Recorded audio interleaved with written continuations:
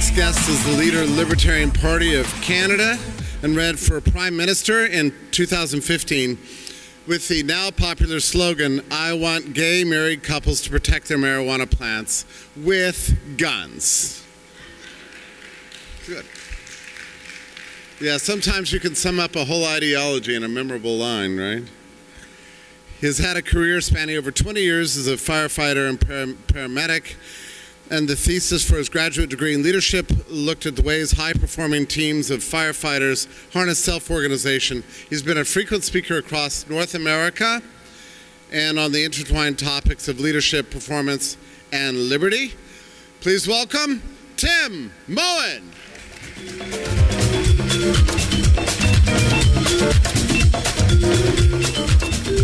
Can you hear me all right? Is this mic on? It's on? Okay, good. How about that? I got introduced by Jeffrey Tucker. Jeffrey Tucker doesn't know this, but we ran into each other last year at Anarchapulco, and what was weighing on my mind was the fragile state of masculinity in the world and what was becoming of the alt-right and some of the troubling things I was seeing as a leader of the Libertarian Party of Canada as I saw people who were diehard libertarians move towards kind of a fascist bent. And Jeffrey gave me some great insights. I immediately downloaded his book, Right-Wing Collectivism. All of you, by the way, should download that book immediately. Go to your Kindle devices. It's a fantastic book. It'll give you all sorts of insights into the type of mentality we're seeing out there in the world today. So let's give a big round of applause for Jeffrey Tucker for being a consummate host, a scholar, and a gentleman. Thank you, Jeffrey. By the way, how has Anarchapulco been for you guys? It's been great, hasn't it? I like coming here. It's like coming to church. Going out into northern Canada, you know, the nearest libertarian or anarchist is about a 4-hour drive away. So coming here is like church. And the thing I love about Anarchapulco is that they're not just sitting here whining about the state and oppression. They're actually giving you solid tools. They're giving you workshops. They're giving you psychedelic experiences. There's a cryptocurrency conference going on right now teaching you how not to be dependent. So in that vein, the talk I'm going to give today, I hope, follows that theme a little bit. I want to talk a little bit about masculinity. And like Jeffrey Tucker said, I am the leader of the Libertarian Party of Canada. In 2015, I ran on this slogan. I didn't actually come up with it. I think Austin Peterson might have come up with it, but I popularized it. I want gay married couples to be able to protect their marijuana plants with guns. And it took off. I got interviews on Fox News and CNN, and our version of The Daily Show in Canada, this hour is 22 minutes, made fun of me, so I knew I had hit it. And I never had any dreams of becoming a politician. Believe me, I have been a libertarian for years. 6 months into my discovering libertarianism, I became an anarchist like all of you. And of course, an anarchist would never stand on a political stage or run for office, and I believed that for a long time. But a bunch of people came to me because I had done some work with Neil Young and Daryl Hannah. They were making films. I wrote an article about it, and that article went viral, and people noticed that I was talking about a lot of liberty themes, and that I had a gift for communicating these ideas. And so they tried to recruit me to run for Parliament as a libertarian, and I said, no way, I'm an anarchist. I just wrote an article actually explaining why voting might be borderline immoral, so I refer you to that article. But they kept bringing up one name to me over and over again. Can anyone guess what that name was? Ron Paul. And it was undeniable. You cannot deny that that man has made some inroads in the liberty movement. He's introduced the philosophy of liberty to millions of people worldwide, and I think our world's a better place for him standing on that stage, don't you? Yeah, so I couldn't deny it. This meme went mainstream and went viral, and next thing you know, I went from writing an article explaining why an anarchist or no one should ever vote to running for Prime Minister of Canada in a period of a few months. And so life is strange that way. But one thing I noticed as I was running and standing on that political stage is I kept getting asked this same question over and over again. What are you going to do for me if you're elected? My answer wasn't satisfactory because I said, well, I'm not going to do anything for you. I'm going to do the opposite of stuff for you. I'm going to try to get my colleagues in government to stop doing stuff. That's the whole problem. That didn't sit very well with people, and it highlighted the kind of mentality that's out there. And let me tell you a story from my day job. As Jeffrey Tucker said, I'm a firefighter paramedic by trade. And about 10 years ago, I was a lieutenant. I was leading a group of firefighters. I was tasked, there's an apartment fire, it's a 4-story building, and I was tasked to bring my team up to the 4th floor, find where the fire was, and perform rescue if needed, and fire suppression. So we find the fire apartment, we boot in the door, and we're looking around through this smoke-filled apartment for the fire, and to my surprise, there's a lady lying on the couch. There's this 300-pound, corpulently obese lady, buck naked, on the couch, and she looks lifeless. She looks like she is dead. And so I thought we were going to be doing a body removal, and I got up to her, and I was wearing my mask, and I was face to face with her, and I pinched her trapezius to try to wake her up, and to my surprise, her eyelids popped open, and she looked at me. I said, "We got to get out of here. There's a fire. Let's go." And she did the opposite of that. She grabbed me. She realized there was a firefighter hovering over her nose to nose, and she grabbed me, pulled me in, and started trying to smooch me through my mask. She wanted a makeout sesh there in the middle of this fire.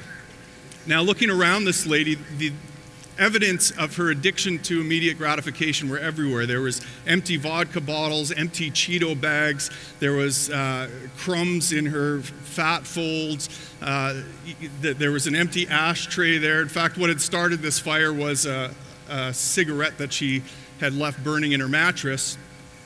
And so I had to get her out of there, and she wasn't being convinced. And finally, guys, I broke the non-aggression principle, I'm sorry to say, and I dragged her out of that apartment, kicking and screaming the whole way. She didn't want to leave the apartment.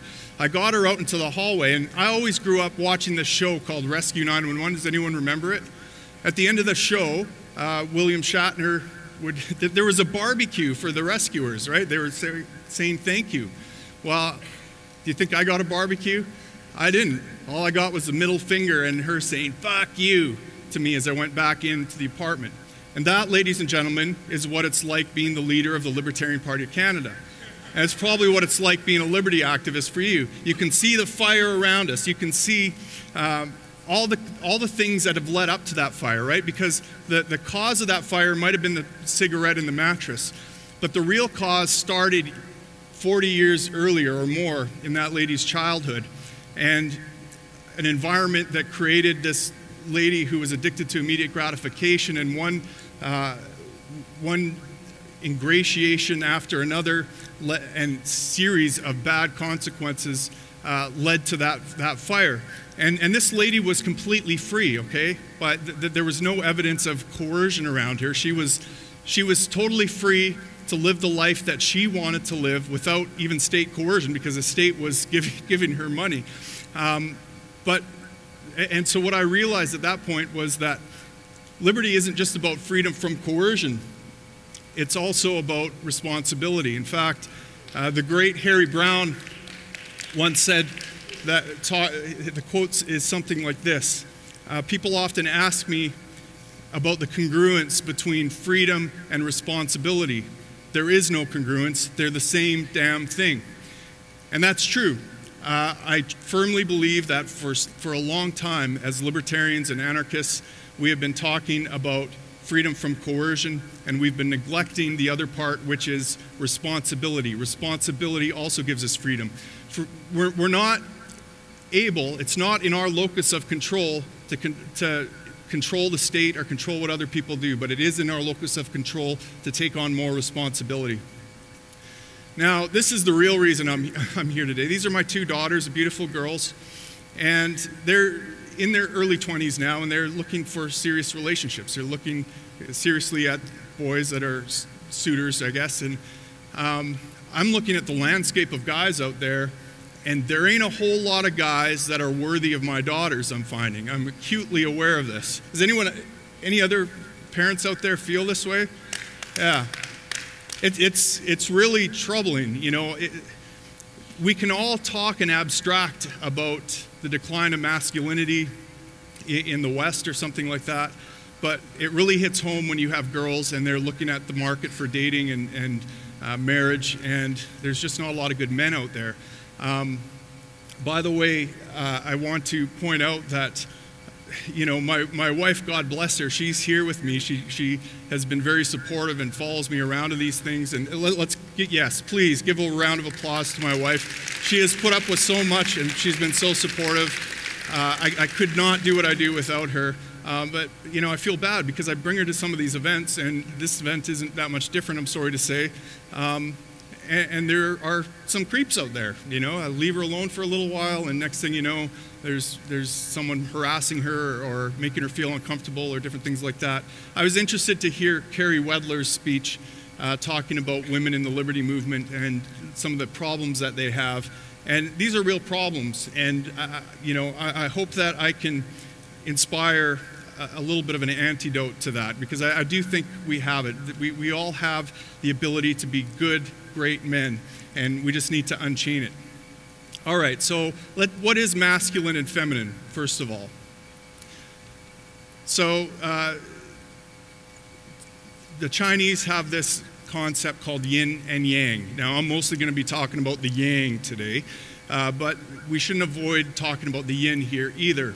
So what is femininity? You know, if you think about the role of men and women historically in a marriage or in a family, the woman is usually the environmental caretaker. She takes care of the space. She makes it beautiful. She encourages sharing. She's very nurturing. She looks after the least of these. If you are marginalized and you are struggling, boy, that's where the love goes, and she lifts you up. And she has a high time preference. When you have a crying baby, you need immediate gratification. That needs to be solved immediately. So quite often, and now guys, I don't want to give the impression that this is a binary black and white thing, or that there's not traits of both in both men and women. But I'm talking about the feminine archetype and the masculine archetype. On the other side, you have the masculine archetype, which is external threat vigilance. Guys, when we go out with our family, is our head on a swivel, especially if we're in a bit of a shady area. We're constantly on the lookout for threats to our family, right? Our focus is on gathering resources. And this is especially true when we start a family. And Walter Block explains how this explains the gender wage gap, right? So he calls it the marriage wage gap issue, right? So when you have kids and you get married, women tend to focus on the family. That's where their drive goes, and men, they're driven to go out and work even harder. And so if you look at men and women who have never been married in the workforce, their wages are pretty much on par. But if you look at men who have been married, they exceed that of single men. If you look at women who are married, their wage is below that of single women or single men. And Walter Block explains that this is the marriage inequity gap. We choose different roles when we're in that marriage together. Guys focus on gathering resources, women focus their energy at home. Guys are also boundary enforcers. We're watching that property line, we're watching violations of boundaries within the family. That's where your mom starts and you stop, mister. And we have a low time preference. Our minds are constantly in the future, aren't they? And my wife can probably attest to this. You know, all the last 3 days I was thinking about this talk. It took me out of the present. Thank God she was there to bring me back into the present by reminding me that, hey, I'm here, buddy, like maybe pay some attention to me. You know, we're kind of having a romantic getaway here as well.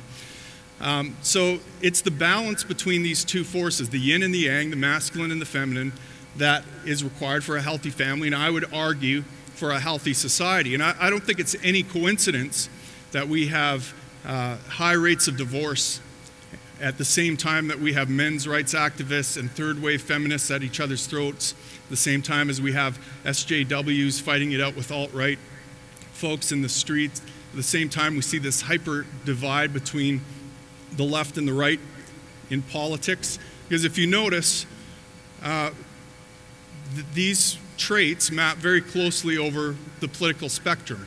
So your political preference when it comes to the voting booth or who you support in politics tells me more about who you want to see leading the family than it does about any political philosophy you have. And so if you care about nurturing people and sharing and being very compassionate, you're going to tend towards the left, just aesthetically. If you are concerned about threat vigilance and gathering resources, well, you're going to trend towards the right. But these two forces need to be in balance. They need to be talking to each other, negotiating with each other, complementing each other. Guys, do our wives and our partners not make us better men? Is that not true? Yes, it is. So these are not threats to each other, but they're at each other's throats right now. Why? Can anyone give me a guess? One guess. It's the government. The government profits. People get power when these two are divided, right? And so it's no doubt that you have to paint the other person as a threat and then paint yourself as the answer. This is a quote I like by Heinlein. All societies are based on rules to protect pregnant women and young children. All else is adornment, luxury, or folly, which can and must be dumped in emergency to preserve this prime function. Attempts to formulate a perfect society on any foundation other than women and children first is not only witness, it's automatically genocidal. Now guys, we are built to be dangerous. We are built in some sense for violence. We have testosterone, we're muscular, and this has been an evolutionary trait that is on us. But we need to be violent and dangerous, not towards our women and children. They require tenderness and compassion. We need to be dangerous to people that threaten that. We need to be dangerous to the state. We need to be dangerous to corruption. We need to be dangerous to evildoers. Am I right? Yeah. And so here's a list my wife and I put together about what it's going to take for you to date my daughter. Now, I don't want any of you guys coming up to me after this saying, hey, I think I meet your criteria. And by the way, I say this tongue in cheek. My daughters don't need their dad to choose their mate for them. They're very capable of choosing themselves. You know, and I pity the guy who courts my daughters. I remember my one daughter brought her first boyfriend home to meet me, and I didn't give him the typical dad talk and warn him about things because I knew my daughter could handle herself. What I did was I took out the target that she had shot at the gun range before, and I laid it on the thing and just said, just so you know, that's her grouping right there. Notice how tight it is? She can handle herself. He kind of gulped and is like, okay, yes, sir.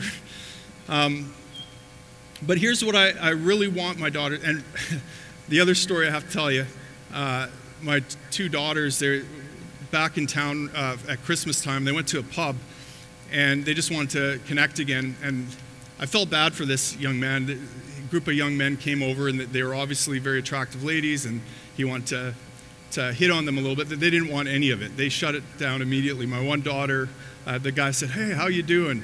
And she says, no. He's like, well, what? I'm just trying to be nice. No. You thought we were attractive. You came over here because we looked attractive. You wanted to get to know us. You're open to engage in some romance or maybe sleep with us. And we don't want any of that. No, I'm not trying to be that. I'm just here to say hi and be nice. See, now you're just being dishonest. And that's an even bigger turnoff right now. And then she proceeded to explain what he was signaling to the world with the clothes he looked. They call it a fuck boy or something like that. Have you heard this term? And explained that you're putting out that vibe. And so I felt kind of bad for the kid, but I was very proud of my daughter for being that thing. But these are some of the things that I would like to see. I'd like a guy who can build a house or change a diaper. And I've done both of these. I didn't know how to build a house, but there's Google and YouTube. I mean, we can figure this stuff out, guys. I want a guy who can gather resources by contributing to others, operating in a free market. I want a guy who is extremely loyal, who never takes his wedding ring off, except maybe when he's deadlifting. I want a guy who's dangerous to evildoers, who can protect his family. I want a guy who makes her feel safe, and that requires tenderness and compassion in the home and never turning that danger inwards on the family. I want a guy who's thinking about the future, who's able to delay gratification and invest in things. I want someone who serves a higher purpose, who thinks about the big picture. I want a guy who has an anti-fragile mindset. We're going to talk a little bit about this in a second. I want someone who never compromises who he is, not even for my daughter. You are beautiful the way you are. You should never have to compromise it. If you're compromising it in a relationship, you're not in a relationship. That requires talk and intimacy. That requires communication. I want someone that fosters intense emotional, spiritual, intellectual, and physical intimacy. I want someone that calls bullshit, because we're all full of bullshit. I'm full of a lot of bullshit. My wife calls me out on it all the time, and I appreciate it. And I want a man who isn't afraid to cry. I think it's important to be able to open up your heart and be vulnerable to the woman you love. Now, I'm having a hard time, notice on here, I'm not saying that you have to be a Rothbardian. I'm not saying that you have to be an anarchist or anything like that. I figure there's enough Thanksgiving dinners that I'll bring this young fella up to speed. But this is a bare minimum. Treat my daughter with respect, be competent, be able to provide, and be able to protect. It shouldn't be too much to ask, but I'm not seeing a lot of that.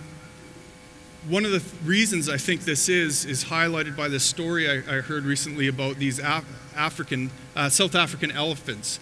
What they did was they had a choice. They could either kill these juveniles or they could move them to another area. And they chose to move them to another area. And what happened is these juveniles ran wild. These young male elephants started destroying foliage. They raped and killed rhinos. They charged tourists, did all sorts of terrible things.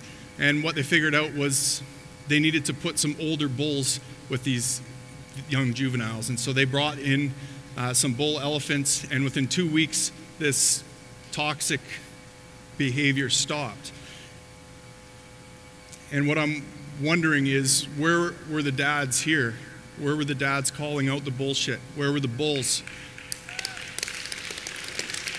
Neither of these groups is good enough for my daughter. One's the left, one's the right. It's not good enough. We have a crisis of fatherlessness, don't we? Something like a third of all American homes, kids are raised without a father in their lives. The facts are right there. 63% of teen suicides come from fatherless homes, 70% of juveniles in state institutions, 71% of high school dropouts, 80% of rapists, 90% of homeless and runaway kids. We have a fatherless epidemic in our society, and part of the reason is that the state, their family law system, but also the fact that the husband can now be replaced by the state. There's doesn't seem to be a place for husbands anymore, or fathers. And that's a problem, and there might not be anything we can do about that, because that requires a huge political change. But there is something we can do about ourselves. We don't have to let the state run our lives. I had the privilege that I was able to have some amazing male mentors in my life. This is what firefighting in Canada looks like right now, minus 30. You're either burning inside a building or you're freezing a block of ice outside the building. It's tough work, and you have to go through a series of rites of passage to be worthy to step onto that fire ground. First of all, you have to go through an intense training program. Then you have to pass a fire department physical and aptitude test and interview, and then once you get on the department, the fun just starts, because you're a probie. You're just the new guy, and you have to jump through the crucible. You're up doing all the cleaning the toilets, cooking dinners, checking the trucks, saying yes sir, no sir. There's some harassment and hazing that goes on too, because the guys are testing you. They want to see how you react to stress. It's a crucial part of becoming a firefighter, because if you can't handle the stress of a few guys ribbing you, you're not going to be able to handle the stress of going into a burning building with these guys and having their back. Now, unfortunately, that's becoming less and less politically correct, where, a lot of the things that we did when I started up would be considered harassment now, and you'd be up before HR. But I was lucky enough to have this, and I think it's a crucial piece that's missing. And one of the biggest things I've noticed that we're missing is the ability to handle pressure, handle stress, handle life's tragedies. And there's this victim mentality going around. You see it on the left, you see it on the right. You know, on the left, women, minorities, all of these folks are crying about oppression. And it's there, isn't it? I mean, you can't deny it, that there is oppression of women and minorities. On the flip side, on the right, they're crying about the same thing. I'm under attack because I'm male and because I'm white. And you can't deny that either. I mean, there are some pretty horrific things said about white males. But what we have emerged from that, from the males that feel like they're under attack, is kind of a fragile masculinity, I'll call it. So instead of turning inward and trying to improve themselves and develop their character, they point at their oppressors. And they say, I'm not going to be ashamed of being white and male, so I'm going to be proud of it. So notice that they're proud of something that they had nothing to do with. They're proud of Western civilization and European culture, for example. Well, they didn't make that. That was individuals, people that did the work to create the liberties that we have. But these guys are fragile. So that's a fragile system, a fragile mindset. A fragile mindset is when there's stress and you break under it. You do all the wrong things. And you can see the alt-right doing this, right? These guys are their own worst enemies, marching with tiki torches, saying Jews will not replace us. I mean, how is this helping the cause of masculinity that they say is under attack? It's not. It's harming it. The other type of system is a robust system. A robust system is something that can take a hit and keep on ticking. But what I want to talk about is something that I've come to learn as the anti-fragile system. These are systems and mindsets that grow under pressure, that grow under stress. And I'll give you an example. In my profession of firefighting and EMS, they instill in us this kind of fragile mentality. They talk about critical incident stress, post-traumatic stress. It's out there. Every call you go on where you see something tragic is going to challenge your mental health. It's going to break you down. And we have the answer to that. We have these mental health programs and this critical incident stress debriefings, which used to be mandatory. And I remember the first time I went to one of these critical incident stress debriefings. It was after this tragic car wreck. A couple people died, and our system was overwhelmed. But we knocked it out of the park. I thought our team did an amazing job. We did save some lives. We couldn't save every life, but we did the best job we could under the conditions. And I got back to the station and I was ready to high-five people. I was thinking, woo, this is what I trained for. I trained for some action. I trained to be valuable here. And then they brought us into this room where they were doing this stress debriefing. And I looked at the facilitator's face, and I looked at the face of everyone around, and they were very stone-faced, and they were very somber. And it was like a funeral in there. And I realized that my feelings were completely inappropriate, and I needed to work up some feeling of having been harmed in this situation. And so this is how the victim mentality perpetuates. Cut to a few months later, I had 3 kids in the back of my ambulance in a period of about 2 months die in my care. And this was horrific for me. I had all the symptoms of PTSD. I couldn't sleep. I had flashbacks. I couldn't look at my kids without seeing these kids' face. I hit the bottle. I had anxiety about going to work. Thought about quitting my profession. It was one therapy session that changed my mind and flipped off all the symptoms. In fact, it was one question in that therapy session, because I was ruminating about all the ways I had failed. I was ruminating about how there was nothing I could do. I was helpless. I was useless. I couldn't save lives. And then the therapist stopped me mid-sentence, interrupted me and said, are you telling me you didn't bring any value to those calls? And I had to stop and think about that. The reality was I did bring value to those calls. Each parent hugged me afterwards. There was nothing anyone could have done for these kids. But the fact that someone was there that knew what to do, that knew the best chance for their survival, that could bring some order to the chaos was incredibly valuable. I realized if I were in their shoes, I would have wanted me on those calls. that switched everything off, because I went from focusing on all the things I couldn't control, focusing on how I was a victim, to focusing to the value I brought to those calls in those stressful situations. And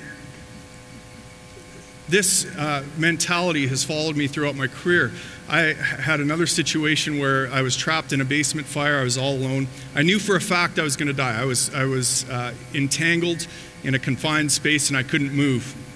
Now, obviously, I got out of that situation, but it scared me so much because I knew I was going to die that it changed my life. I emerged from that fire a different man. It was a pivotal moment in my life. I realized I was following the path that someone else had laid out for me, that I wasn't subscribing to my values, that I wasn't engaging with the world, that I wasn't being the father I should be or the husband I should be. And I cut out all the extra noise and I focused on everything I value. And from that, I grew an amazing business. I became leader of the Libertarian Party. Everything set off from that moment.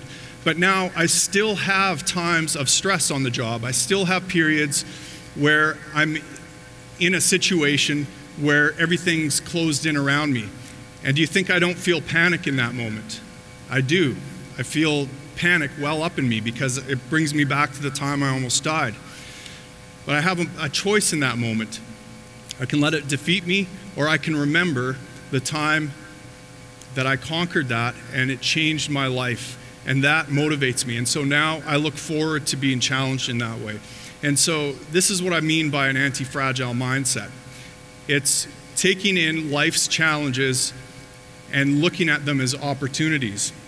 I had the opportunity to fight Justin Trudeau in a charity boxing match. I couldn't say no to the promoters, because who wouldn't want a chance to punch Trudeau in the face? But yeah, unfortunately for me, they couldn't get Trudeau, and so I'd never fought before. I got my buddy who was a UFC fighter to train me, and I stepped into the ring with a prison guard. I took a standing 8 count within the first 20 seconds. I got beat up and really bad in front of about 1,500 people, in front of my wife and daughter. I felt like I was winning in the last minute of the last round, but that could have just been the lack of brain cells talking. But I learned a lot that day. I learned that I could take a punch. I learned, in fact, my cornerman said he'd never seen anyone get hit so many times in the head and still keep going. I took it as a compliment. And I learned that adversity can make me stronger. And so this is my attitude now. I don't lose, I either win or I learn. All right, I'm going to cut to the end here. Taking that first step is huge, right? Taking responsibility. We all want to change the world, but the problem is the man in the mirror looking back at us. It takes a lot to take that first step. It's a hard road. It's simple, but it's hard. We have to clean our room. We have to sort our lives out before we can take the next step. And so my offer to you is this.